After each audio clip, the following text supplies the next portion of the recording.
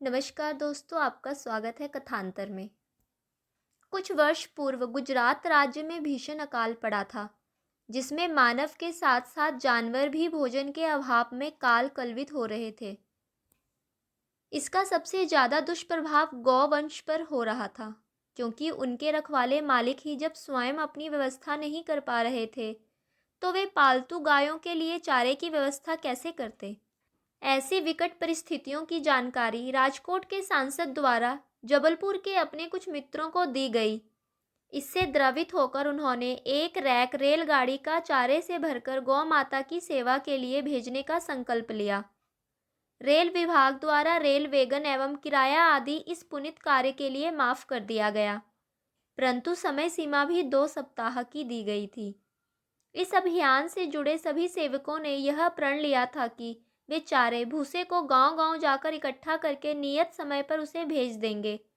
जब उन्होंने गौ माता की रक्षार्थ भूसा दान देने का अनुरोध किया तो क्षेत्र के हर छोटे बड़े किसान ने अपने दिल और आत्मा से इसका स्वागत करते हुए मुक्त हस्त से दान देना प्रारंभ कर दिया।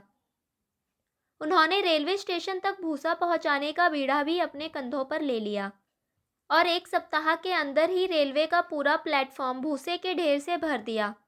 हम सभी यह देखकर बहुत प्रसन्न थे, परंतु जब भूसा वैगनों में भरा गया तो पूरा भूसा भरने के बाद भी आधी वैगनें खाली थी।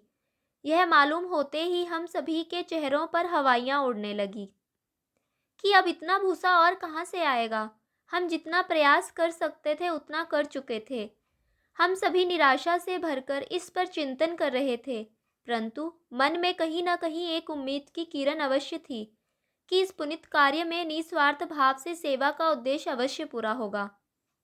शाम का समय हो गया था, तभी साइकिल पर एक दानदाता भूसे का गट्ठा लेकर आया और उसने वह भूसा बैगन में डाल दिया।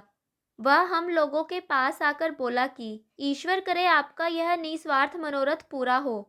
ऐसी भावना व्यक्त करके वापस चला गया। हम उसे दूर जाते हुए देख रहे थे। अंधेरा घिर आया था। मैंने अपने साथियों से कहा कि देखो, ये दूर छोटी छोटी टिमटिमाती हुई रोशनियां जैसे इसी तरफ आती हुई महसूस हो रही है। इसके कुछ देर बाद ही एक के बाद एक भूसे से भरी बैलगाड़ियां आने लगी और वे स्वयं ही भूसे को वैगनों में भरने लगे।